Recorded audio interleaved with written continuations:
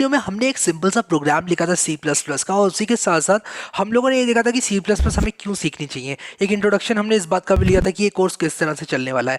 आज यहाँ पर मैं जल्दी से पहले कुछ रिकैप पॉइंट्स लिख देता हूँ और उसके बाद हम लोग देखेंगे हमारा क्या स्ट्रक्चर है सी प्लस प्लस के प्रोग्राम का। तो सबसे पहले मैंने आप लोगों को बताया था जो सी प्लस प्लस लैंग्वेज है वो 1979 में बनाई गई थी मिचाइल स्ट्राउस्ट्रप द्वारा। स्ट्राउस्ट्रप, आई होप मैंने स्पेलिंग सही लिखी होगी। आई एम सॉरी अगर मैंने गलत स्पेलिंग लिखी है स्ट्राउस्ट्रप की। एनीवेज सी प्लस प्लस 1979 और जॉन स्ट्राउस्ट्रप, और उसी के साथ साथ इसको एक्सटेंशन ऑफ सी लैंग्वेज के तौर पे बनाया था। एक्सटेंशन है। उसी के साथ साथ मैं यहाँ पर आप लोगों को बताना चाहता हूँ कि जो सी प्लस प्लस है उसके 3 मेजर अपडेट्स हैं।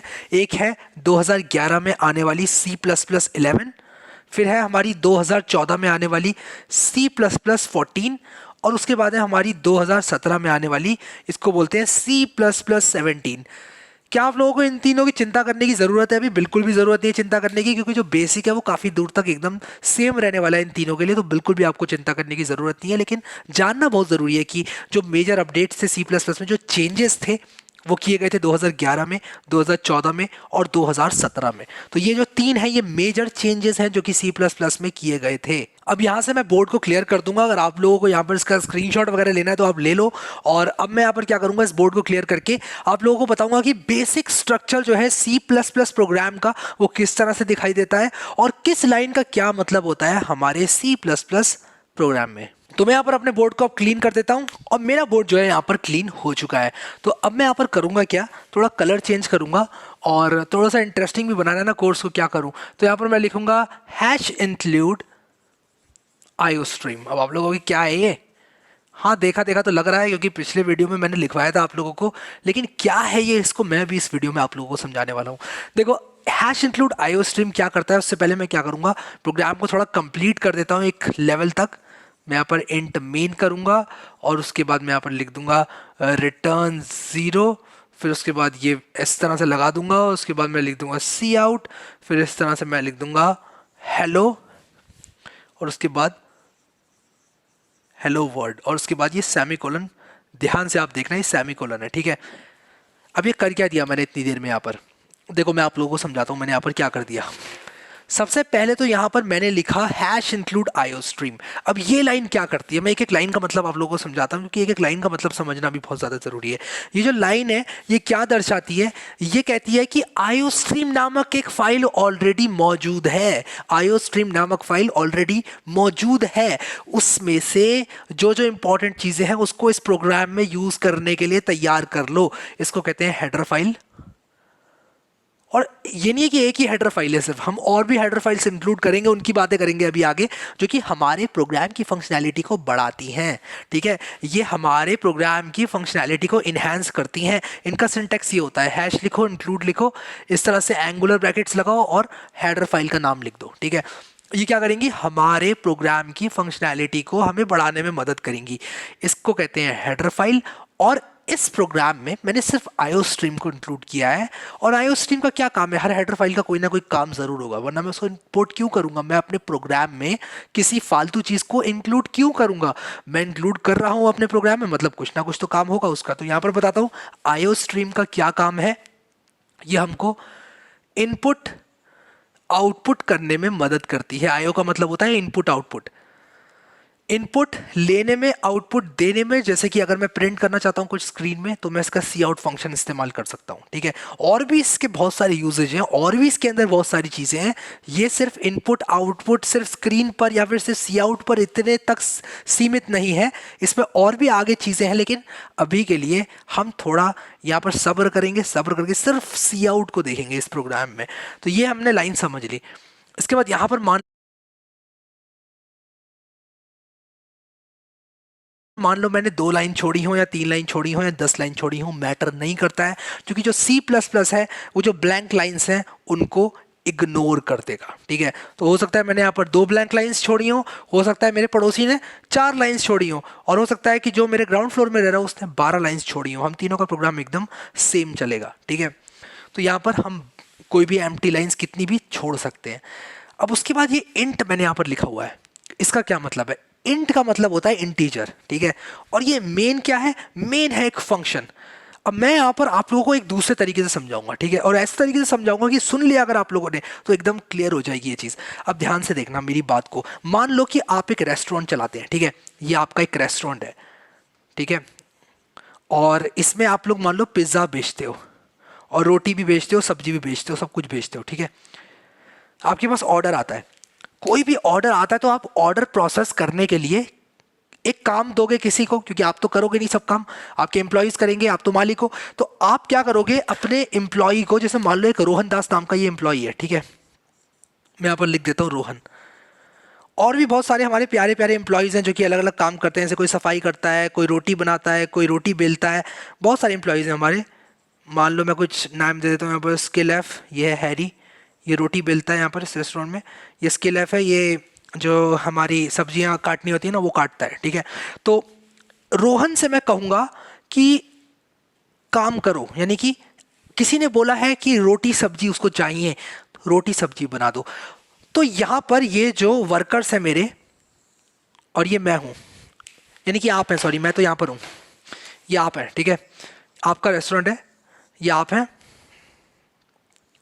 अब आपने किसी ना किसी को तो बोलना पड़ेगा, कोई ना कोई तो एंट्री पॉइंट होगा ना आपका, जिसको आप बोलोगे कि भाई रोटी सब्जी का ऑर्डर आया है, मान लो पनीर बटर मसाला और 2 रोटी का ऑर्डर आया है, तो आप किसी ना किसी को तो बोलोगे कि पनीर बटर मसाला और 2 रोटी जो है जल्दी से रेडी कर दो। तो जो आपका एंट्री पॉइंट होने वाला है, जो कि आपका मेन है, वो आपका रोहन दास है। आप रोहन से कहते हो, बाकी काम फिर रोहन संभाल लेता है। तो आपने रोहन से कहा कि ये ऑर्डर आ गया है, ज़रा इसको प्रोसेस करो। फिर रोहन क्या करेगा, रोहन भी क्या करेगा, आगे और लोगों को काम देगा, ठीक है, काम देगा, बोलेगा कि रोटी बना दो, इससे बोलेगा सब्जी बना दो। हो सकता है ये भी आगे कुछ और एम्प्लॉयज़ को काम दे और कहें कि आटा गूंद दो।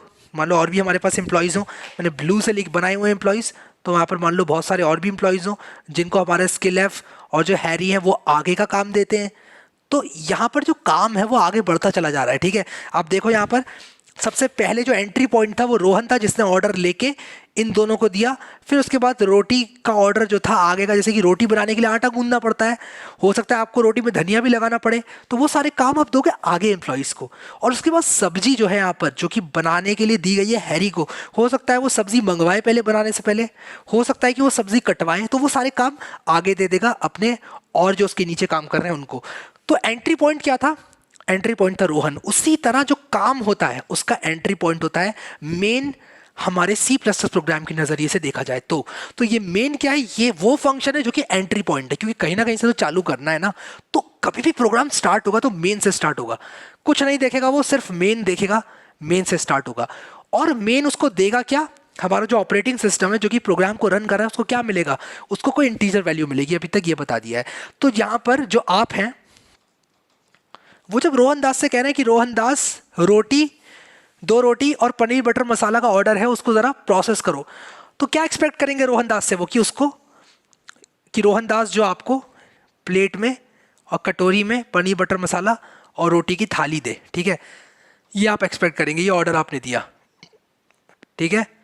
तो आपने ऑर्डर दे दिया, आपको नहीं पता क्या करना है नीचे, आपको तो बस रोटी या पनीर बटर मसाला चाहिए। उसी तरह यहाँ पर ही जो बेसिक स्ट्रक्चर है हमारे प्रोग्राम का, इंट मेन, यहाँ एंट्री पॉइंट होगी, यहाँ एंट्री होगी हमारे प्रोग्राम की। मेन जो है वो फंक्शन है जहाँ पर एंट्री होगी, और इसके अंदर और बहुत सारे फंक्शन हो सकते हैं जो कि हम कॉल करेंगे। जैसे मान लो यहाँ पर हो सकता है फंक1 करके एक फंक्शन मैं लिख सकता हूँ, फंक_1 और सेमीकोलन लगाऊंगा, और मेन के अंदर जाते ही वो फंक्शन कॉल होगा, हो सकता है वो भी 10 और फंक्शंस को कॉल करता हो। तो फंक्शन की चेन होते होते होते होते फिर जब वो जो भी काम रिटर्न करेगा वो इसको करेगा, फिर ये बैक आगे बढ़ेगा और फिर मेन को रिटर्न करेगा। तो ये जो फंक्शंस हैं ये इस तरह से काम करते हैं, जिस तरह से ये चेन काम कर रही है इस रेस्टोरेंट में। यहाँ पर आई होप कि समझ में आ गई होगी एनालॉजी। तो यहाँ पर हमने काफ़ी टाइम स्पेंड कर लिया इंट मेन पर, और बहुत ज़रूरी भी था हमको ये टाइम स्पेंड करना इंट मेन, ठीक है। इसके अंदर बहुत सारे फंक्शंस हो सकते हैं, ये सिर्फ एक मैंने एग्जांपल दिया था आप लोगों को कि इंट मेन में और भी बहुत सारे फंक्शंस हो सकते हैं। अभी के लिए मैं ज़रा हटा देता हूँ इसको, प्रोग्राम को सिंपल से सिंपल रखना चाहता हूँ। और उसी के साथ साथ यहाँ पर मैं क्या करूँगा, यहाँ पर मैं सी आउट को अब समझाऊंगा। अब देखो मैंने जब इंट मेन लिखा तो ये एक लगाया कर्ली ब्रेसेस, एक ये लगाया। तो मैंने कहा कि आपको इंट रिटर्न में दिया जाएगा, ये रिटर्न टाइप आपका इंट है, ठीक है। मैं इस फंक्शन को कंप्लीट करने के बाद इंटीजर वैल्यू रिटर्न करूंगा, ये इस बात का मतलब ये है। और मेन का मतलब क्या है, मेन इस फंक्शन का नाम है, मेन ही होना चाहिए, कुछ और नहीं हो सकता। मेन का मतलब है ये एंट्री पॉइंट है, ठीक है। तो मेन यहाँ पर नाम बहुत इंपॉर्टेंट है, मेन ही होगा, कुछ और नहीं हो सकता, ठीक है। फिर उसके बाद ये जो है ओपन क्लोज पैरेंथेसिस, ये जताते हैं, ये बताते हैं इस बात को कि ये एक फंक्शन है, ठीक है। उसके बाद ये कर्ली ब्रेसेस है, ये फंक्शन बॉडी स्टार्ट करते हैं कि यहाँ स्टार्ट हुई बॉडी, यहाँ फंक्शन बॉडी एंड हुई, और इसके अंदर जो कुछ भी है वो मेरा फंक्शन है। यानी कि वो जो मेन फंक्शन है उसके अंदर जो जो चीज़ें हैं वो इतने में रहेंगी, इन कर्ली ब्रेसेस के बीच में रहेंगी। कोई दूसरा फंक्शन अगर मैं बनाता हूँ, मान लो मैं इंट कुक नाम से कोई फंक्शन बनाता हूँ, तो मैं इसके बाहर बना दूंगा ऐसे करके, और उसकी बॉडी यहाँ पर रहेगी। और अभी मैं उसके बारे में बात भी नहीं करना चाहता हूँ, ठीक है, क्योंकि आगे हम पूरा डिटेल में देखेंगे फंक्शंस को। उसके बाद फंक्शन के अंदर जो है, जो फंक्शन बॉडी है, उसमें हम क्या करते हैं, इंस्ट्रक्शंस लिखते हैं एक एक करके। एक इंस्ट्रक्शन, उसके बाद सेमीकोलन लगा के दूसरा इंस्ट्रक्शन। अब यहाँ पर मैं सी आउट हेलो वर्ड, ये एक इंस्ट्रक्शन मैंने लिखा है। दूसरा इंस्ट्रक्शन मैं यहाँ भी लिख सकता था, रिटर्न जीरो, यहाँ भी लिख सकता था इस तरह से, रिटर्न जीरो और सेमीकोलन। इसीलिए सेमीकोलन की ज़रूरत पड़ती है। लेकिन अपने प्रोग्राम को अच्छा बताने के लिए कि भाई हमारा प्रोग्राम अच्छा दिखे, इसलिए हम लोग क्या करते हैं, सेमीकोलन के बाद एक नई लाइन स्टार्ट कर लेते हैं, ठीक है। तो यहाँ पर मैं इसलिए इसको खचपच नहीं करूँगा, मैं कर भी सकता हूँ चाहूँ तो, लेकिन क्योंकि at the end of the day इसको मेंटेन तो एक इंसान ही करने वाला है ना, तो उस इंसान को कंफ्यूज क्यों करें। उस इंसान के लिए अच्छा तो प्रोग्राम लिखते हैं ताकि उसको भी देखने में मजा आए इस प्रोग्राम को। अगर ये कोई ऐसी चीज़ होती जो कि इंसान नहीं देखता तो शायद मैं इस पर इतनी मेहनत नहीं करता। लेकिन क्योंकि ये प्रोग्राम इंसान द्वारा मेंटेन किया जाने वाला है, इसलिए हम यहाँ सेमीकोलन लगाकर नई लाइन स्टार्ट करके और बाकी इंस्ट्रक्शंस लिखते हैं। इस प्रोग्राम में एक सैम्पल प्रोग्राम है जिसमें सिर्फ 2 इंस्ट्रक्शंस हैं मेन के अंदर, लेकिन ऐसा ज़रूरी नहीं है कि सिर्फ 2 इंस्ट्रक्शंस मेन के अंदर हो। हमारे कितने भी इंस्ट्रक्शन हो सकते हैं, 1000 लाइन ऑफ कोड भी हो सकता है, कितना भी हो सकता है। ये एक सिंपल सा स्ट्रक्चर बताने के लिए 2 लाइन का प्रोग्राम मैंने बनाया है। मेन के अंदर सिर्फ 2 लाइन्स हैं, ठीक है। ये वाली जो लाइन है ये कह रही है कि सी आउट नाम का एक फंक्शन है, ठीक है। और ये गलत है क्योंकि मुझे यहाँ पर std यूज़ करना पड़ेगा, क्योंकि जो सी आउट है वो एक स्टैंडर्ड नेम स्पेस में होता है, ठीक है। अब ये नेम स्पेस क्या होती है, ये कंफ्यूजन आपके दिमाग में क्रिएट कर सकते हैं। मैंने यहाँ पर std लिखना ज़रूरी था, ठीक है। std के बाद मैंने सी आउट लिखा, तो यहाँ पर जो आईओ स्ट्रीम हमने इंपोर्ट करी है, जो हेडर फाइल हमने डाली है ऊपर, उसमें एक फंक्शन डिफाइंड है जिसका नाम है सी आउट, और वो कहाँ पर है, स्टैंडर्ड नेम स्पेस के अंदर। इसको कुछ आप ऐसे समझ लो कि मान लो मैं 10 हेडर फाइल इंक्लूड करता और उन 10 के अंदर रोहन नाम का एक फंक्शन होता, तो अगर मैं रोहन यूज़ करना चाहता हूँ अलग अलग हेडर फाइल से, तो ये जो नेम स्पेस है ये मुझे बचाएगी।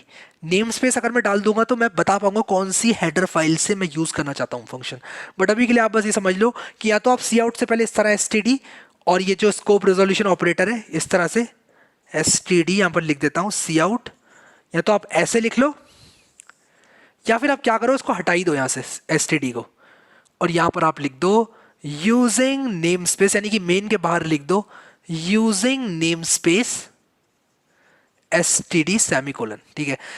इससे क्या मतलब है कि std के अंदर जो फंक्शंस हैं उनके लिए मुझे std और ये वाला जो स्कोप रेजोल्यूशन ऑपरेटर है लिखने की जरूरत नहीं है, सिर्फ सी आउट से भी काम चल जाएगा, ठीक है। अब यहाँ पर हम इन सब चीज़ों के बारे में आगे बात करेंगे, अभी मैं इसको ज़्यादा ब्रेक डाउन नहीं करना चाहता, बस आप ये समझ लो यहाँ पर यूजिंग नेम स्पेस std लिखना है अगर हम सी आउट यूज़ करना चाहते हैं, और सी आउट के बाद ये सिंटैक्स है हमारा इस स्ट्रिंग को प्रिंट करने का। और हेलो वर्ड, जो यहाँ पर हेलो वर्ड लिखा है मैंने इस तरह से, हेलो वर्ड, ये मेरे डबल कोट्स हैं। डबल कोट्स के अंदर कोई भी चीज़ अगर हमने कोई भी सेट ऑफ कैरेक्टर्स डाल दिए तो वो स्ट्रिंग कहलाती है। तो डबल कोट्स के अंदर मैंने ये डाला, इसका मतलब ये एक स्ट्रिंग है। तो सी आउट के बाद मैंने ये लगाया, और ये लगाने के बाद 2 एंगुलर ब्रैकेट्स लगाने के बाद ये जो हमारे लेस देन साइंस है, उसके बाद मैंने हेलो वर्ड लिख दिया। तो मैं ये कह रहा हूँ अपने प्रोग्राम द्वारा कंप्यूटर से कि स्क्रीन पर जो हेलो वर्ड है उसको प्रिंट कर दो, बस इतना ही, और सेमीकोलन। और जैसे ही तुम ये काम करो, तुम मेन की जो रिटर्न वैल्यू थी वो 0 कर दो, यानी कि 0 रिटर्न कर दो। अब 0 रिटर्न वैल्यू का मतलब होता है सक्सेसफुल टर्मिनेशन प्रोग्राम का, यानी कि जो प्रोग्राम था जो ऑपरेटिंग सिस्टम ने कॉल किया end-to-end encryption wasn't built किया था, उसको हम एक 0 वैल्यू भेज दे रहे हैं, ठीक है। तो ये 0 वैल्यू हमने जो है अपने ऑपरेटिंग सिस्टम को भेज दी, ठीक है।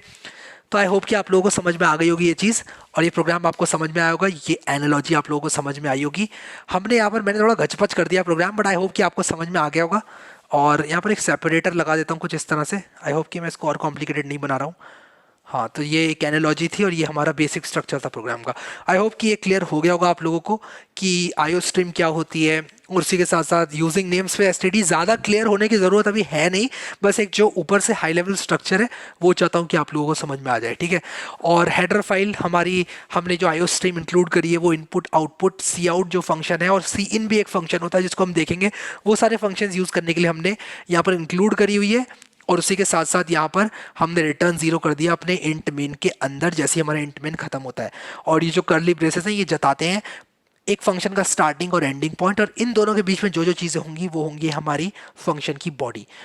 तो ये था हमारा basic structure C plus plus program का। तो यहाँ पर लिख देता हूँ basic structure of a C plus plus program, basic structure of a C plus plus program, ठीक है।